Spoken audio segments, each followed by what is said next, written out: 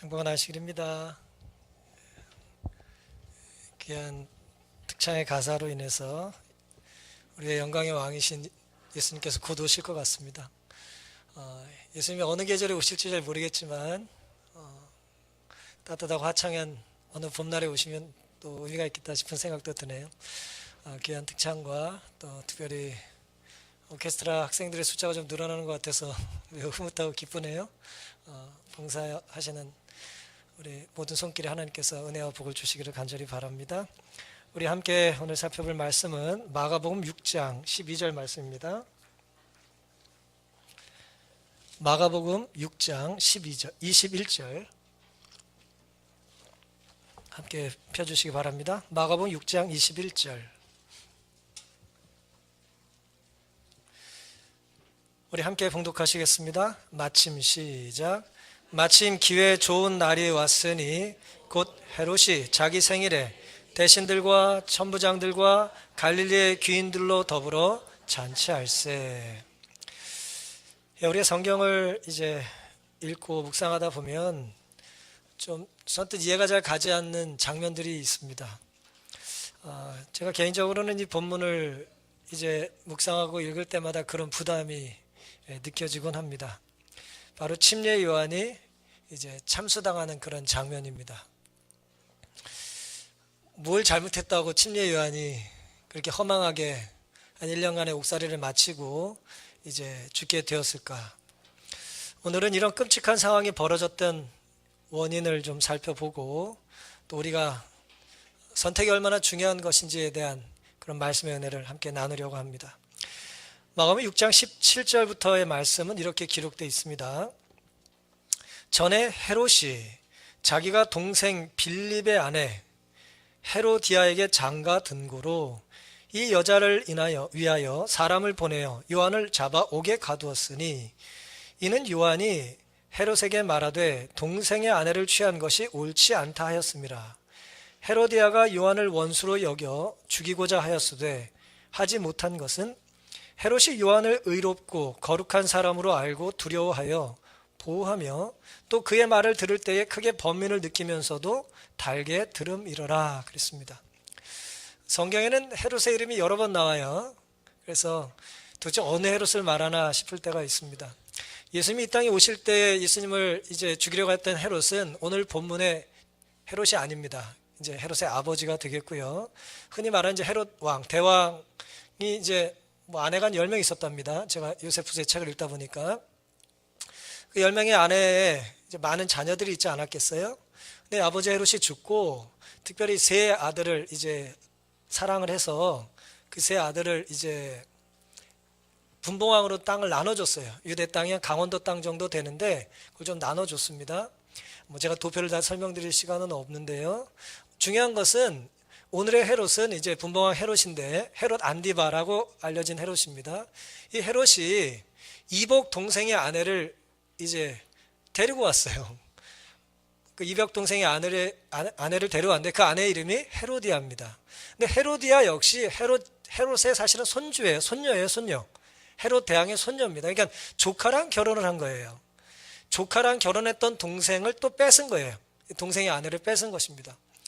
또 나중에 이제 살로메라고 요세푸스가 기록해놓은 헤로디아의 딸 있잖아요. 그 딸은 또 다른 이제 또 아저씨 뻘 되는 사람이랑 또 결혼을 합니다. 별로 이렇게 닮고 싶지 않은 집안입니다. 근데 어쨌든 중요한 것은 요한이 이 헤롯 집안이 원래 이제 유대 정통 혈통이 아니거든요. 이두메 집안 이제 족속인데 약간의 그 어쨌든 순수 유대 혈통이 아닌데 유대 땅을 장악하게 됐어요. 로마에 잘 보여서. 그래서 이제 유대의 왕이 되지 않았겠습니까? 그 정통성이 약하니까 친유대 정책을 계속 폈다는 말이에요. 그래서 부인들을 다 유대인들로 당연히 이제 얻은 것입니다. 그런데 그것이 누구 눈에 거슬려요? 뭐 형체끼리 결혼한 거야, 뭐 당시에 어떤 뭐 혈족의 결혼끼리 이제 친족끼리 결혼한 거야 그러려니 친다 할지라도 근친간의 결혼을 사촌 동생이 아니네요. 이복 동생의 아내를 뭐 빼앗거나 혹은 또 그 여자가 또 남편과 헤어지고 또 다른 사촌 오빠한테 또 이제 결혼해서 가는 것은 누가 보기 안 좋아요? 이제 아저씨랑 결혼하는 것이 침례 요한의 눈에 거슬린 것입니다. 유대 왕의 족속에 이런 일이 있으면 안 되는 거예요. 그래서 침례 요한이 참지 못하고 뭐예요? 그렇게 하면 안 됩니다라고 바른 말을 했어요. 그랬더니 그 바른 말이 누구 귀에 거슬려요? 이제 축하해 줘야 되는데 이제 특별히 여자에게 거슬린 거예요. 문맥을 보니까 헤로디아에게 거슬린 것입니다.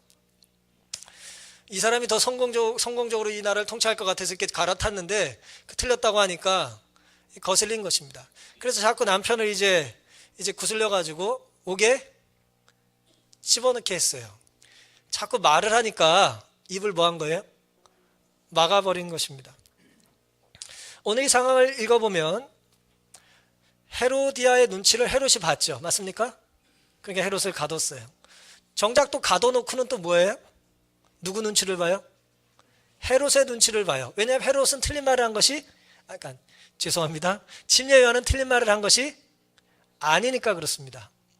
그래서 겉으로는 이제 예를 들어 불쾌하고 기분 나쁘지만 침례 요한이 얼마나 거룩한지를 알았기 때문에 20절에 뭐라 그랬어요? 헤롯이 요한을 의롭고 거룩한 사람으로 알고 두려워하여 보호하며 또 그의 말을 들을 때 크게 번민을 느끼면서도 달게 들었다 그랬어요. 이것을 또 누가 알아요?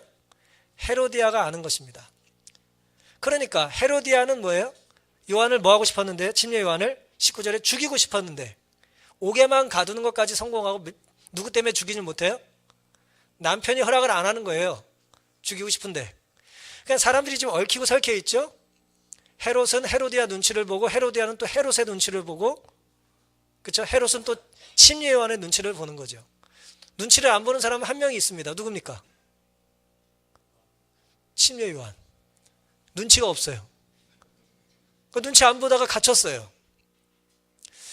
오늘 이 본문에서 우리가 생각할 수 있는 첫 번째 교훈은 사람의 눈치를 보면 때로 그릇된 결정을 내리기 쉽다는 것입니다. 그런데 사람의 눈치가 아니라 하나님의 시선을 의식하는 사람은 당장은 고통을 겪고 괴로움을 겪고 심지어 순교할지 모르지만 바른 결정을 할 수 있다는 거예요.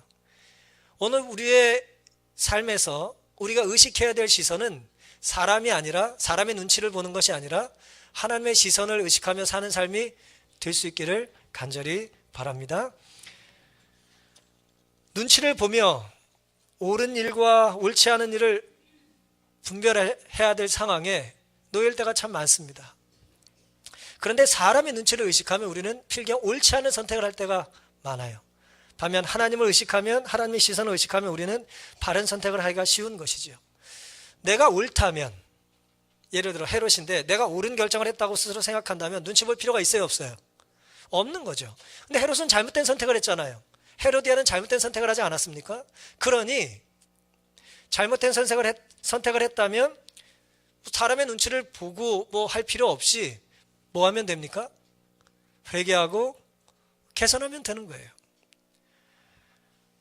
그런데 자꾸 이걸 사람들이 인정해주면 어떨까? 또 사람들은 뭐예요? 왕의 선택이니 존중해야 되지 않을까? 서로 눈치를 보는 것입니다. 남을 배려하는 것과 눈치를 살피는 건 전혀 다른 것입니다. 우리 영혼의 구원이 누구한테 달렸어요? 사람들의 평판에 달린 것이 죄송하지만 아니에요. 일반적인 평판은 건전한 평판일 수 있지만 이 타락한 시대에, 타락한 사회에서의 평판은 좋은 것이 아니에요. 불의한 세상에선 부자는 부끄러운 것입니다. 정의로운 사회에서는 내가 정직하고 근면해서 잘 사는 건 좋은 것입니다만은 부당한 세상, 아주 이제 모순 가득한 세상에서는 부한 것은 부끄러운 일이에요. 왜냐하면 내가 뭐 하다는 증거예요? 옳지 않게 살았다는 증거가 되기 때문에 그런 것입니다. 내 삶에, 내 생명이 하나님께 고정되어야 한다는 인식이 우리 모두에게 있게 되기를 간절히 바랍니다. 우리의 진정한 행복과 아름다운 삶의 비결은 사람의 눈치를 보는 것이 아니라 하나님의 시선을 의식하는 것입니다. 오늘 예배드린 우리의 태도가 앞에서 설교하는 저의 시선 때문이 아니라 오늘 저의 말씀을 전하는 저의 모습이 여러분의 단순한 반응 때문이 아니라 우리가 온전히 우리를 만드시고 창조하신 하나님께 예배드리는 온전한 예배자의 자세로 이 자리에 있다는 것은 너무나 중요하고 아름다운 일입니다. 하나님의 눈에 합당한 삶을 살기로 결심하는 이 시간 되기를 간절히 바랍니다.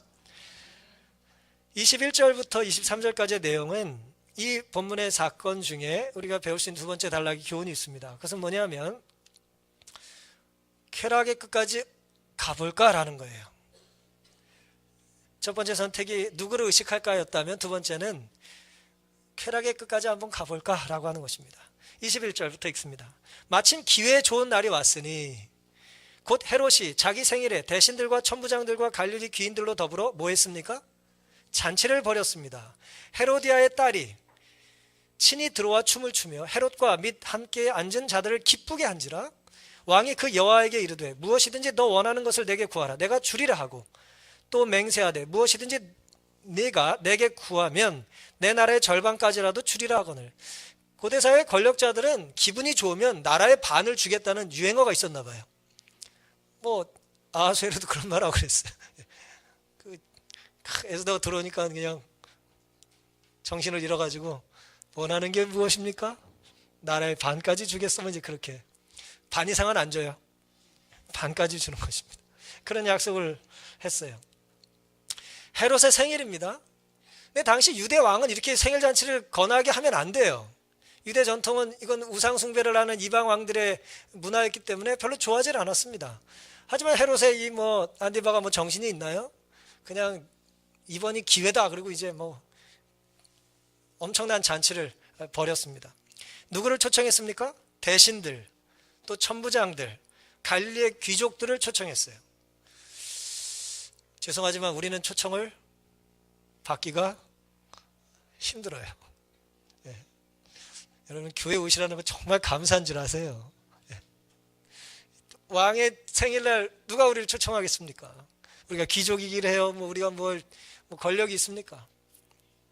2000년 전으로 돌아가 보면 그 헤롯의 잔칫날, 생일날 소수, 일부 정말 잘난 사람들, 당시의 실세들만 초청받지 않았겠어요? 그렇죠? 능히 우리가 상상할 수 있습니다. 왕의 초청에 응할 수 있을 만한, 왕이 초청할 만한 그런 사람들은 대단한 사람들이었던 거예요. 그 잔치날 온 사람들이 당시에 그 나라의 지도자들이었던 것입니다. 그런데 그 잔치를 뒤에서 조종하는 한 사람이 있었는데 누구였냐면 그날을 마침 기회 좋은 날이라고 판단했던 사람이에요. 누구였을까요? 누구요? 예, 여자분들이 참 지혜롭습니다. 헤로디아가 잔칫날만을 기다렸어요. 그날 계속 기다리고 뒤에서 조종한 것 같아요. 누굴 초청하고 누굴 초대하고 어떤 음식을 마련하고 어떤 술을 내놓고 또 그 다음 스테이지에는 누가 가서 들어가서 춤을 추고 감독을 한 거예요. 왜 이때를 마침 기회 좋은 날이었다고 생각을 했을까? 누굴 제거하고 싶은 거예요? 침례 요한을 제거하고 싶은 거예요. 제거할 수 있는 권한은 누구에게 있습니까? 헤롯에게만 있어요. 근데 헤롯이 침례 요한을 1년째 지금 눈치 보고 있거든요. 뭘 먹여서? 술을 먹여서 정신을 알딸딸하게 만들고 그 주응이 돌 때 취기가 무르익었을 때 그의 약점을 건드려서 침례 요한을 제거하면 되겠다는 계획을 세운 것입니다. 분별력이 떨어질 때가 위험한 거죠. 술은 왜 위험한 것인가? 성과 속을 구별하지 못하게 만들어요. 이게 제일 문제인 겁니다. 제가 술은 안 마셔봤습니다만은 술 드신 분을 제가 많이 옆에서 봤어요. 목회하면서. 술의 문제는 거룩함과 거룩하지 못함의 경계를 허물어버리는 게 문제예요. 하나님 앞인지 무슨 강아지 앞인지를 구분을 못해요.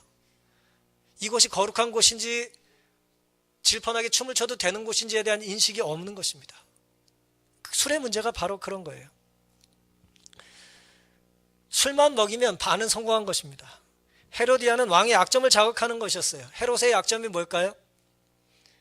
우리가 문맥을 살펴보면 헤롯은 늘 주인공으로 사는 걸 좋아했어요.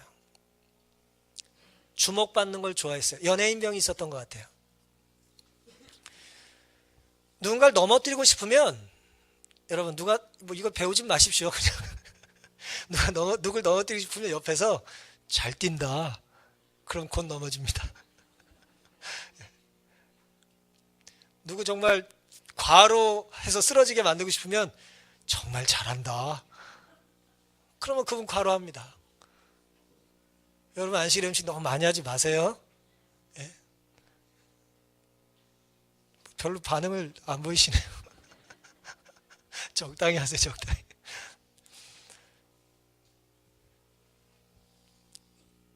제가 화이트의 시대소망의 말씀을 잠시 읽어드리겠습니다. 궁정의 숙녀들이 이런 연회석상에 나타나는 것은 당시의 관례가 아니었어요.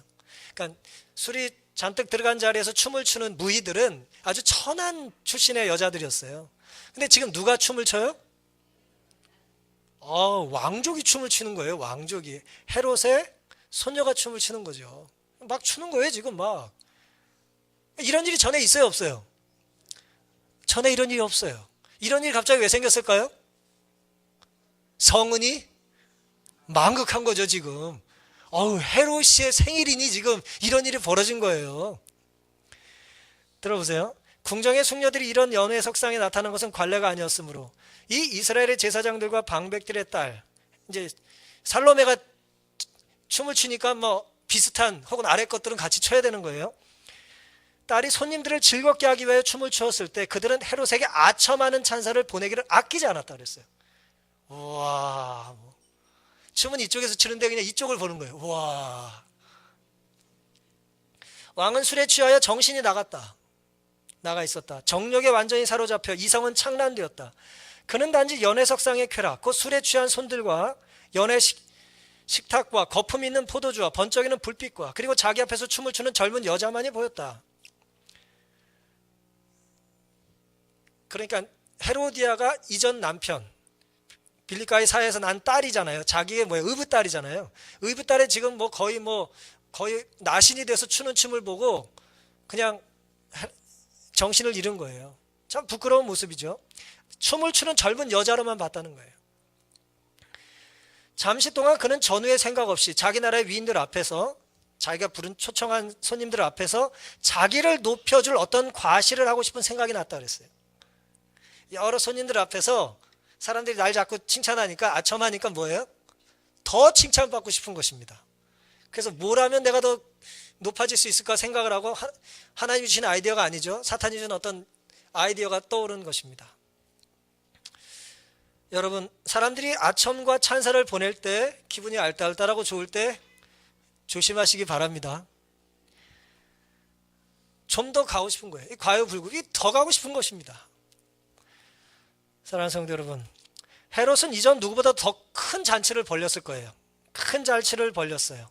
이전 누구도 대접받지 못하고 혹은 대접하지 않았을 만큼의 잔치입니다.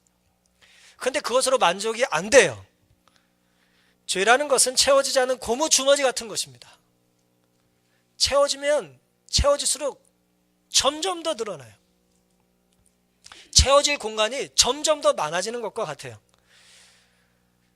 그날 그들이 올라탔던 쾌락의 열차는 멈출 줄 몰랐어요. 아니, 세울 마음이 없었습니다.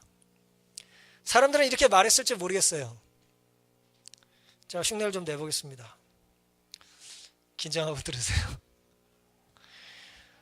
왕이시여, 왕은 정말 대단하십니다. 저는 지금까지 공주가 왕의 생신에 춤을 추는 것을 본 일이 없습니다. 술 취한 거 제가 흉내 한번 내봤어요. 술이 꼬부라져가지고, 술이 꼬부라졌나요? 아니, 혀가 꼬부라져가지고 맨정신에서 할 수 없는 말을 하는 거예요. 제가 설교를 목회나서 20년째 하는데 처음 하는 거예요, 지금. 네. 술 취해서 서로 그냥 왕에게 이제 아첨을 하는 거예요. 막 꼬부라진 소리를 내면서 난리도 아니에요, 지금. 그래서 헤롯이 기분이 좋아졌어요. 사람이 기분 좋을 때 뭐 합니까? 오바하죠, 오바. 이거 한국 영어예요, 오바입니다. 넘어서요. 선을 넘었어요. 어떤 선을 넘었습니까? 한턱 내가 내겠어, 그런 거예요. 요즘 잘 나가는 교수 중에 허태균 교수라는 분이 강의를 자주 하죠. 이번에 강의를 제가 듣다 보니까 아주 인상적인 강의를 한번 하시더라고요. 한 일본 사람이랑 대화를 하는데 한국에는 한턱 내는 문화가 있다는 거예요. 맞습니까? 오늘 내가 한턱 낸다, 이렇게. 근데 한턱을 내려는 한국 사람의 심리를 일본 사람이 이렇게 분석을 했답니다. 그날 식탁에, 그날 잔치에 주인공은 나라는 선언이라는 거예요. 오늘은 내가 내, 이렇게. 주인공이 되고 싶은 거예요. 그게 일본 사람 눈에 비춰진 한국의 문화라는 거예요. 그래서 제가 아주 그럴듯한 분석이라 생각을 했습니다. 지금 모든 관심이 어떤 면에서는 살로메, 요세푸스의 기록에 하면 헤로디아의 딸 이름이 살로메거든요. 살로메에게 주목이 되고 있는 거예요. 사람들이 다 춤추는 그 왕의 딸을 보고 있는 거잖아요. 그러니까 주목을 뭐 하고 싶은 거예요? 뭐 하고 싶어요? 좀 돌려야 될 거 아니에요, 나한테. 자꾸 저기 보고 있잖아요, 지금 사람들이. 그러니까 여기서 내가 마이크를 잡고 주목을 나게 하게 만들고 싶은 것입니다. 그래서 귀족들에게 뭐 하는 거예요? 제가 오늘 여러분을 봐서 한턱 내겠다는 거예요. 뭘 자꾸 쌀 쏘기는. 여태까지 쐈는데 이전에 안 쏘던 걸 한 번 더 쏘겠다는 거예요. 쾌락의 끝이 어딜까? 그들은 허영심에, 일부 초청받았다는 그런 공명심에 그들만의 리그를 즐기고 있어요. 지금 진탕 먹고 마시고 있습니다. 이전에 보지 못했던 쇼를 관람하고 있어요. 이전에 보지 못했던 혹은 보여주지 않았던 걸 지금 보여주겠다는 거예요. 온통 그들의 관심은 쾌락에 있습니다. 즐거움, 탐닉. 사랑하는 성도 여러분, 오늘 우리의 삶을 풍요롭게 해주시는 분은 누굽니까? 하나님 한 분뿐이라는 걸 우리가 잊어버린다면 늘 우리는 우리가 하나님의 자리를 차지해야 만족을 얻으려고 하는 것입니다. 누구의 정신이에요? 사단의 정신입니다. 하늘의 주인을 내몰고 내 마지막 말초 신경을 자극하는 것이 마치 천국의 희열인 것처럼 마약에 취해 있는 것 같은 그런 맨정신이 아닌 정신 나간 모습이 오늘 우리에게는 없기를 간절히 바라는 것입니다. 오늘 우리의 예배가 사람들에게 보여지는 시연이 돼서는 안 되는 것입니다. 하나님이 날 보고 계시다는, 하나님 앞에서 우리가 연기를 하고 연주를 하고 또 공연을 하고 예배를 드려야지 사람들 앞에서 그냥 아니죠. 오늘 우리의 삶이 온전히 하나님께만 향할 수 있게 되기를 간절히 바랍니다. 마지막 24절부터의 교훈인데요. 이것은 이제 26절의 말씀에 의한 교훈이 되겠습니다. 24절부터 제가 읽겠습니다. 저가 나가서 그 어미에게 말하되 내가 무엇을 구하리이까? 그 어미가 가로되 침례 요한의 머리를 구하라 하니 저가 곧 왕에게 급히 들어가 구하여 가로되 침례 요한의 머리를 소반에 담아 곧 내게 주기를 원하옵나이다 한데 26절 왕이 심히 근심하나 자기의 맹세한 것과 그 앉은 자들을 위하여 저를 뭐 할 수 없어요? 거절할 수 없는지라. 27절 왕이 그 시병 하나를 보내어 요한의 머리를 가져오라 명하니 그 사람이 나가 옥에서 요한을 못 빼어 그 머리를 소반에 담아다 여호와에게 주니 그 여호와가 이것을 그 어미에게 주니라. 술에 취했던 사람들이 갑자기 찬물이 그냥 확 뿌려진 것 같이 정신이 깨는 극적인 상황이 벌어진 것입니다. 요한의 머리를 잘라서 달라는 거예요. 소반에 담아서 피를 뚝뚝 흘리는 머리를 달라는 것입니다. 하여튼 이렇게 기록하셨습니다. 왕은 요한의 목숨을 앗는다는 생각을 하고 공포에 질렸다 그랬어요. 그러나 그는 이미 언약했으므로 변덕을 부리거나 경솔하게 보이기를 원하지 않았어요. 그는 손님들의 명예에 걸어 맹세를 하였지만 이제 요 말이 조금 어색해서 제가 다시 번역을 좀 했습니다. 그는 손님들에게 경의를 표하기 위하여 맹세를 했기 때문에 그러니까 손님들 앞에서 자기가 다시 이제 맹세를 한 거예요. 당신들을 봐서 내가 뭔가 대단한 걸 보여주겠다고 맹세를 한 것 때문에 이제 이 일을 실시할 수밖에 없었다는 거죠. 그런데 만일 당신들 때문에 내가 이 일을 한 거니까 그들 중에 한 사람이라도 왕이여 그렇게까지 하실 필요가 없습니다라고 한 명이라도 말을 했더라면 그 일을 뭐 할 수 있었다? 안 할 수도 있었다는 거예요. 헤롯은 그걸 기대했다는 것입니다. 당신들에게 멋진 약속을 내가 당신들 앞에서 했는데 황당한 요구를 했고 그 황당한 요구를 누군가 왕이여서 그러실 필요까지 없습니다 라고 했더라면 헤롯은 뭐예요? 체면을 유지하면서 그걸 안 하려고 했다는 거죠. 만일 그중 하나라도 그가 약속을 이행하는 것을 반대하는 말을 하였다면 즐거이 요한을 살려주었을 것이다. 그는 그들에게 그 죄수를 위하여 말할 기회를 주었다. 그러나 그들은 그 소녀의 요구에 충격은 받았지만 간언으로 중지하기에는 너무나 취하여 있었다. 하늘의 사자의 생명을 살리라는 음성은 나오지 않았다. 그들은 침묵함으로써 한 파렴치한 여인의 복수심을 만족시키기 위해 하나님의 선지자에게 사형 선고를 선포한 것이다. 그랬습니다. 참 두려운 상황인 것이에요. 진짜 거절할 수 없을까라고 하는 것입니다. 진짜 거절할 수 없었습니까? 만약 우리가 했던 말들을 녹음하거나 글로 남겨 누군가 보게 된다면 참으로 두려울 거예요. 술에 취해 내뱉은 말과 행동은 술이 깨면 곧 뭐합니까? 후회하시더라고요. 그리고 술을 먹여 약속을 바꾸는, 네가 술 취할 때 했던 약속을 지키라고 하는 건 얼마나 비열한 일입니까? 부모를 공경하는 건 좋은 것입니다마는 살로메가 헤로디아의 말을 듣는 것은 옳은 일이 아니에요. 결코 아니었어요. 주저했다 그랬어요. 엄마의 요구를 두고 딸이.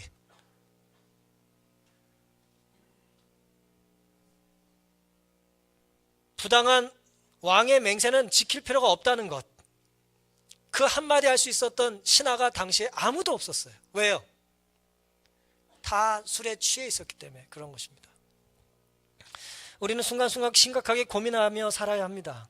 그날 생일잔치에서의 결정은 정말 사람의 힘으로는 어찌할 수 없는 불가항력적인 선택이었나요? 성급하게 맹세한 것을 지키는 것이, 복수하는 것이, 헤로디아가 침례 요한을 죽이려는 복수하는 것이 정말 지킬 만한 가치가 있는 일들입니까? 우리가 토를 달지 않고 순종해야 될 유일한 대상은 누구뿐이에요? 하나님뿐입니다. 여러분, 하나님의 뜻이 아닌 것을 맹세하고 하나님의 뜻이 아님에도 불구하고 추진하고 그 일을 실행하는 일을 두려워하셔야 합니다.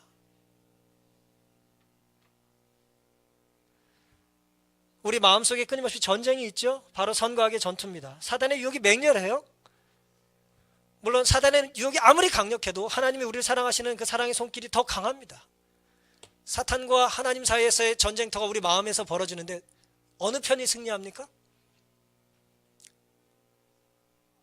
우리가 마음을 구별해 드리는 편이 승리해요. 두려운 일이에요. 만약 헤롯이 양심의 소리에 순종했더라면 어땠을까요? 만약 헤로디아가 선지자의 입을 막는 대신에 선지자의 말을 따랐다면 어땠을까요? 만약 살로메가 그것은 내 소원이 아니니 나는 엄마의 뜻을 따르지 않겠다고 했다면 어땠을까요? 만약 그날 잔치 손님 중 한 명이라도 그 순간 잘못된 결정을 경고했다면 어땠을까요?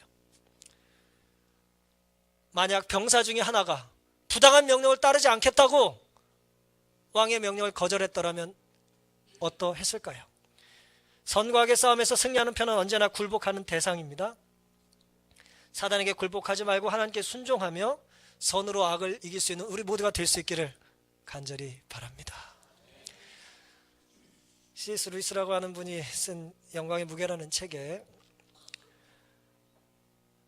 이런 이야기가 좀 기록되어 있습니다. 기록하기를 실화로 전해지는 이야기라고 하면서 기록을 해놨어요.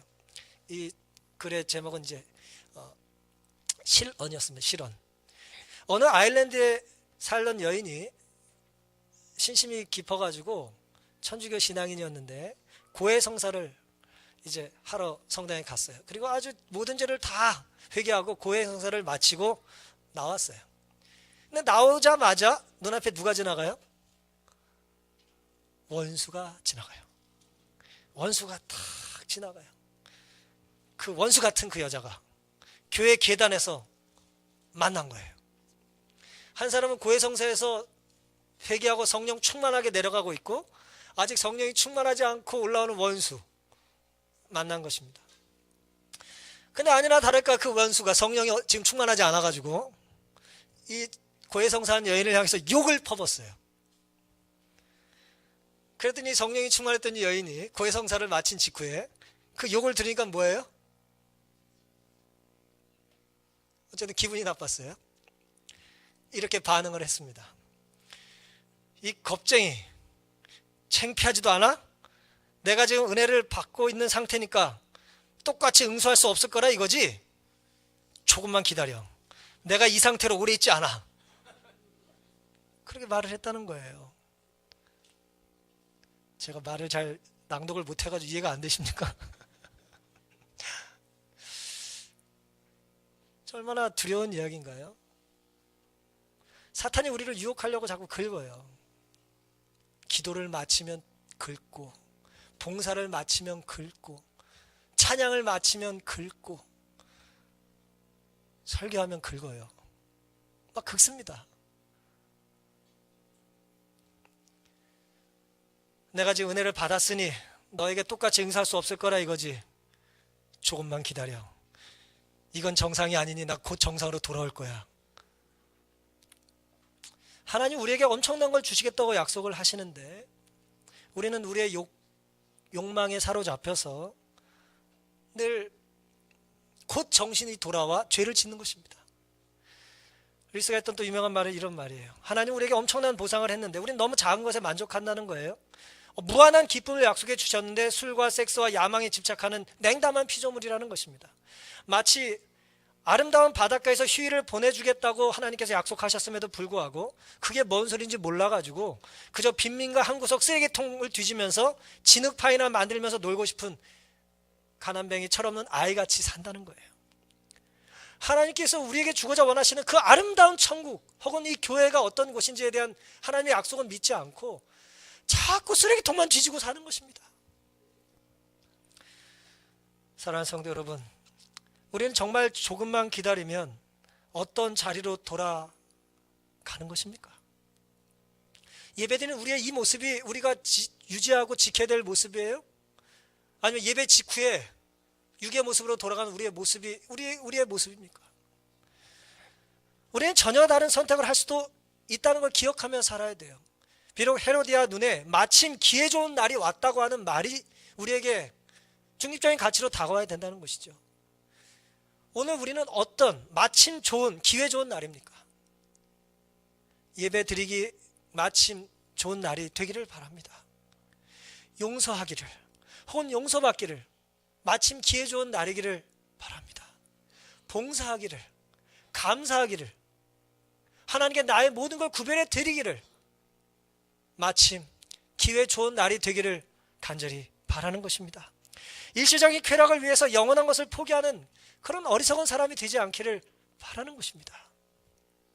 하나님께서는 누구에게나 마침 기분 좋은 잔칫날 같은 선물을 우리에게 주셨어요. 그게 오늘입니다. 하나님을 만나기에 참 좋은 날이 되기를 바라는 것입니다. 그런데 우리가 이 회개하기 좋고 용서하고 용서받기 좋고 헌신하기 좋은 이 날을 하나님을 무시하며 사람의 눈치만 살피는 날로 보내면 얼마나 안타깝냐는 것입니다. 주어진 기회를 죄만 탐닉하는 기회로 삼는 모습은 너무나 안타까운 모습입니다. 나를 유혹하는 사탄을 향해 하나님의 뜻이 아니니 너를 상대하지 않겠다는 담대한 선언을 할 수 있는 그런 기회로 이 순간 이 날을 삼아 보시기를 간절히 바랍니다. 성직 이번에는 권면의 화이시 21페이지 이렇게 말씀하셨어요. 우리가 두려워해야 할 필요가 있는 원수는 밖에 있는 것이 아니다. 우리의 가장 큰 투쟁은 헌신하지 않는 자아와의 투쟁이다. 우리가 싸워야 될 자아, 헌신하지 못하는 자아. 누가 나를 자꾸 긁고 괴롭히고 험담할 때 뭐예요? 그래, 내가 이전 같았으면 내가 너를 똑같이 상대해 주겠지만 나를 사랑하시고 나를 용서해 주신 예수님 때문에 이제 나는 너를 사랑하기로 결심하겠어. 그런 거룩한 결심을 하는 기회로 오늘 이 시간을 활용해 보시기를 간절히 바라는 것입니다. 날 넘어뜨리려는 사탄을 향해 내 육의 소리를 막고 하나님의 음성만 따르기를 간절히 바랍니다. 매일 주님께서 우리에게 마침 기회 좋은 날을 주신다는 것을 감사하며 사시기를 바랍니다. 하늘 향해 살고 주님께로 돌아가기 좋은 날이 되기를 바라는 것입니다. 오늘 이 하루가 죄짓기 좋은 날이 아니라 주님 닮기 좋은 날이 될 수 있기를, 그런 결심을 하며 사시기를 간절히 바라면서 오늘 말씀을 마치겠습니다.